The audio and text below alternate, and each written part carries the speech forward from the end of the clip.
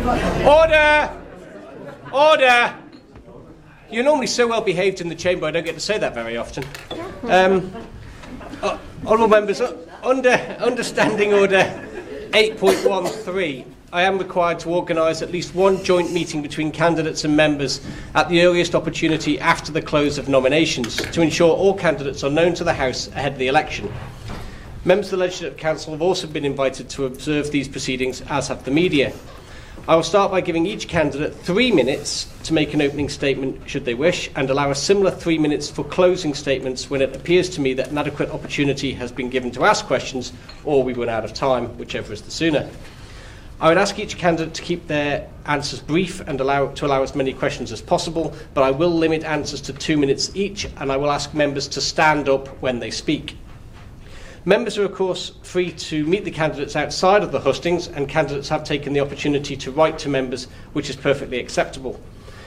We have another hustings session on Friday afternoon, and I would therefore ask that members keep today's proceedings confidential to ensure a more level playing field. Once the candidates have given their opening statements, I would appreciate it if honourable members could signify their wish to ask a question by raising their hands, and I will call on them in the order that they catch my eye. The candidates for today's hustings were determined by lot in the Clerk of Tynwald's office and are as per the letter printed that you all received. And from my far left, Mr Kevin Cartledge, Mrs Kerry Sharp, Mrs Jane Paul Wilson, Mrs Andrea Chambers, Councillor John Skinner, Mr Alistair Ramsay, Mrs Marlene Hendy and Mr Andy Hardy. So, if I can ask you all to make sure your phones are switched off, we'll start for the first time on the far end of the table. And if I can ask Mr Cartledge to start, please. Thank you. I feel as though I should be the headmaster at school and ask you to all move forward to the front seats. Mr President, Mr Speaker, honourable members, thank you for giving me, and indeed all of us, an opportunity to address you. Those that don't know me, as you've heard, my name is Kevin Cartledge.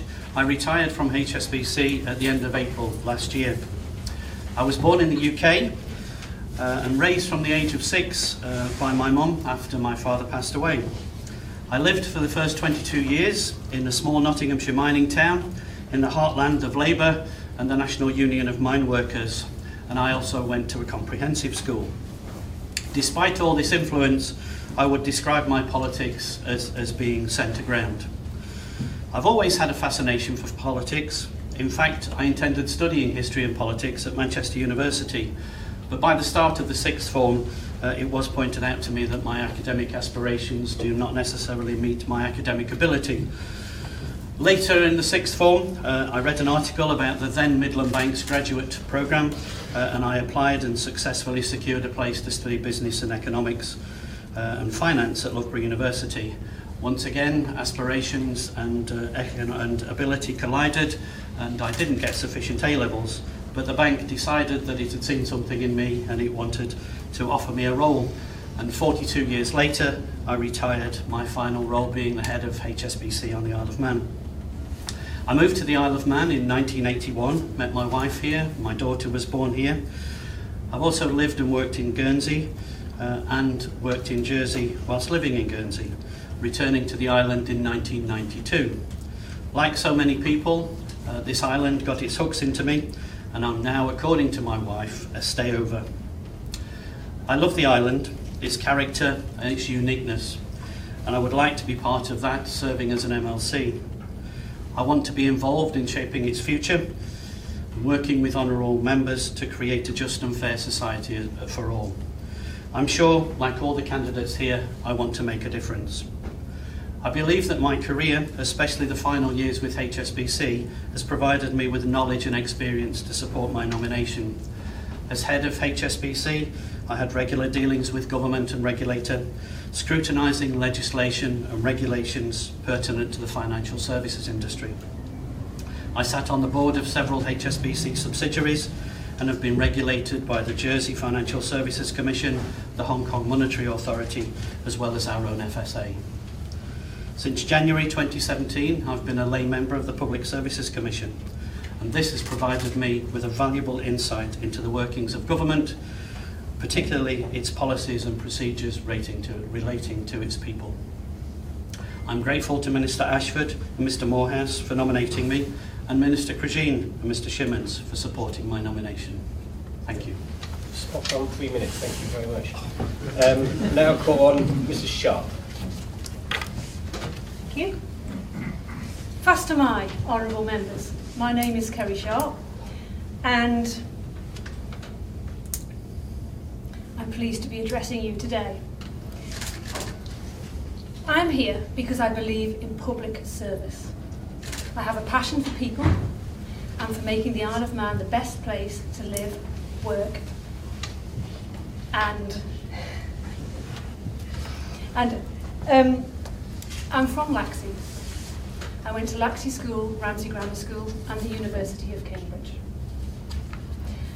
I've spent my life working with people, producing and directing prime-time documentaries for the BBC, ITV and Channel 4 means I can interact with anyone, from the single mum tossing up between switching the heating on or buying a loaf of bread from the corner shop, to the Chief Executive Officer surveying the world from the top floor of their multinational corporation. You've got to be good with people, as well as being tenacious, focused, and with an eye for detail. These are the skills I want to offer the Legislative Council. Over the past few weeks, I've had the pleasure of meeting most of you, and I've really enjoyed talking about how we together might improve life on our island. It's a big challenge, but one I relish. Why? Because not only do I think it's achievable, I have the skills to help deliver this. I have grit and determination to get the job done. Filming all over the world, sometimes in hostile circumstances, I have proved over 140 times that I can deliver on time and within budget. I have excellent communication skills. You've all seen the credits roll at the end of a TV programme. My job was to communicate with all of those people, each with their own priorities and concerns, and make sure they stuck to schedule and delivered on time. I have forensic attention to detail. My background means I can research and investigate any topic in depth and hold my own with world experts, asking the right questions and getting the right answers. Everyone in this room knows that we're living through tough economic times. Hard decisions are being made. But with the right approach, we can continue to prosper in our beautiful island. We're small, we're agile, we set our own laws.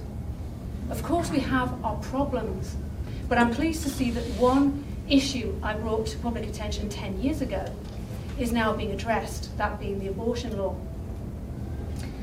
I'm proud to be taking part in this election today, but now I want to take things to the next level. Thank you very much. I'm afraid that's your 3 minutes. Thank you. Next, Mrs. Paul Wilson. Thank you, Mr. Speaker, honourable members. 9 months ago, I was candidate for the Legislative Council, believing I had skills, experience and the commitment to try and do the role effectively. Although I've only undertaken the role for a short time, I feel I have been able to play an active part in scrutiny of legislation and policy, and I would very much value the opportunity to continue to serve. On a personal level, having been born and brought up on the Isle of Man, I've long been aware of the values of living here, our environment, our strong sense of community and the richness of opportunity. I include in that my education at Ballacameen High School, which in turn gave me the opportunity to study at Oxford University. So after qualifying as a solicitor and working in the UK for a number of years, I was delighted when me and my family had the opportunity to return here in 2005. I would like to see our economy continue to grow and diversify, creating employment opportunities and attracting people to come and live and work here and enjoy the benefits of living on our island. I am very aware that maintaining a strong economy is one of our biggest challenges, but it is also fundamental, especially so that the benefits of a strong economy can be shared across our society. I have a son aged 9 and a father aged 96. So I am acutely aware of the need for an island that works for everyone. My previous work as Deputy Certifying Officer for Legal Aid and my current role as a Trustee for St Christopher's Isle of Man has raised my awareness of the challenges that some in our society face. And so I strongly believe in the strategic aim of our government of creating an island, an inclusive and caring island. I believe Legislative Council has an important part to play in this. Effective scrutiny of legislation and policy is essential to supporting good outcomes and making a difference to people's lives. A couple of examples spring to mind. The safeguarding regime will be vital to protecting children and vulnerable people. The work of the Justice Committee, looking at aspects of access to justice and the effectiveness of our legal system, makes a real difference in practice to individuals and businesses. I believe I can make a strong contribution to that work. That's not only my legal background and skills. My experience with employment law and HR has been relevant as equality champion. I've been able to engage across government, with the third sector, with businesses, as a critical friend, but also to raise awareness of this legislation and support its implementation as part of the programme for government. Finally, I also feel it's important that people have faith in our parliamentary institutions. To that end, I would like to promote a better understanding of the contribution and role of the Legislative Council. And if elected, I would look to work collegiately with colleagues across Tynwald to engage more with the public. Thank you. Now call on Mrs. Chambers. Good afternoon, Speaker and honourable members.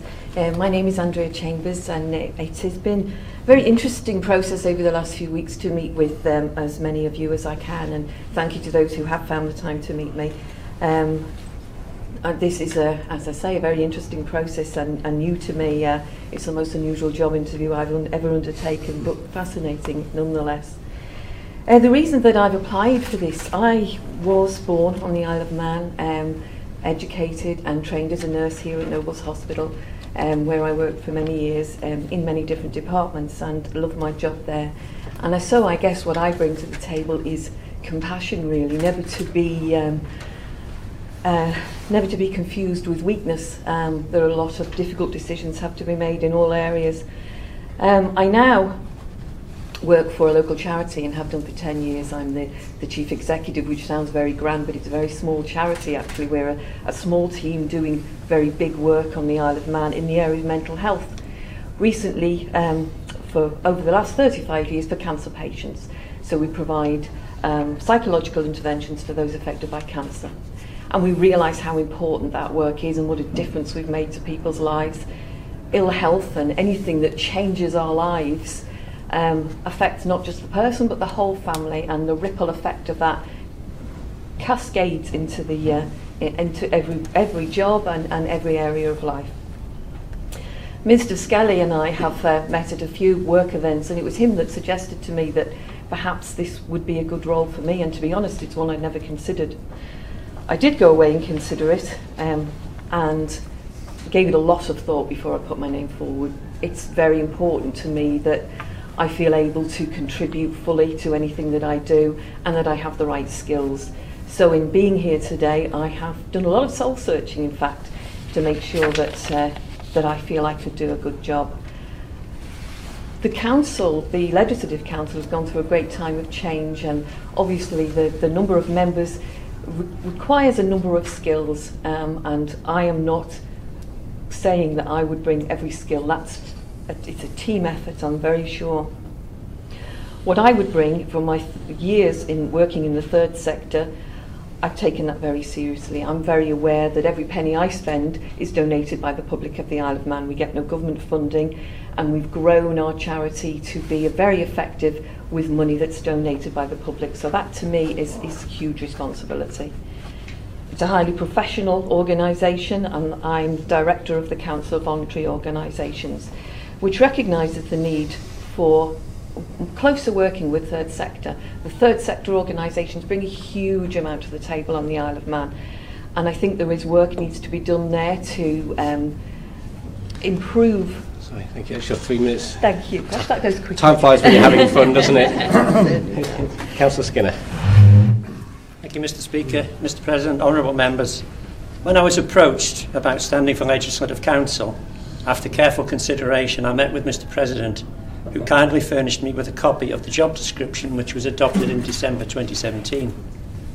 Having read the job description, it struck me that, albeit in different surroundings, it both reflects and to a certain extent mirrors much of the role I do as a Douglas Borough Councillor.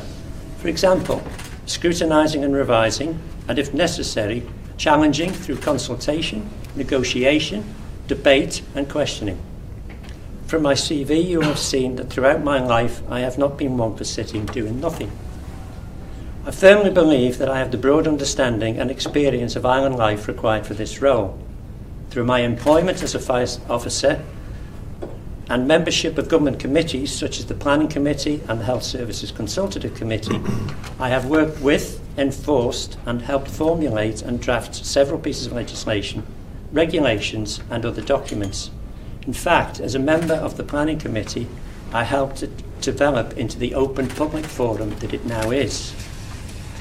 Currently, as a member of Douglas Borough Council, I have a public mandate and a commitment to the people of Murray's Ward, having topped the poll there in council elections.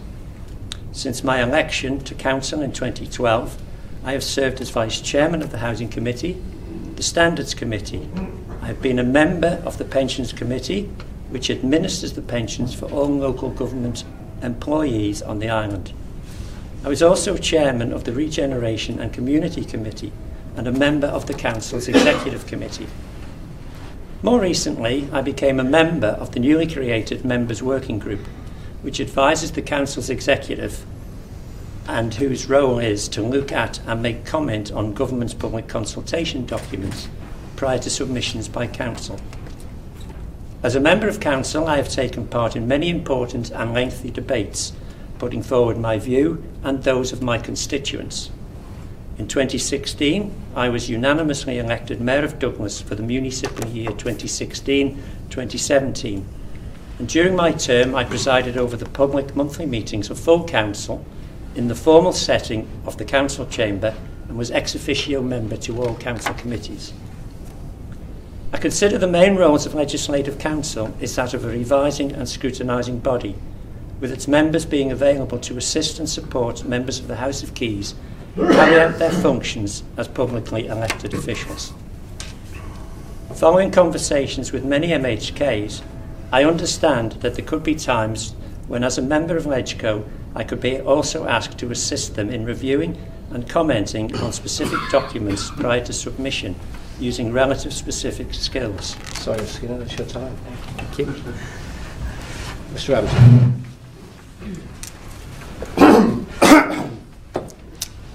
Good afternoon. I'm Alistair Ramsay and I have 35 years experience of Isle of Man politics, first as a journalist and then as a press officer working with the Council of Ministers. I'm standing in this election because I believe in open and accountable government.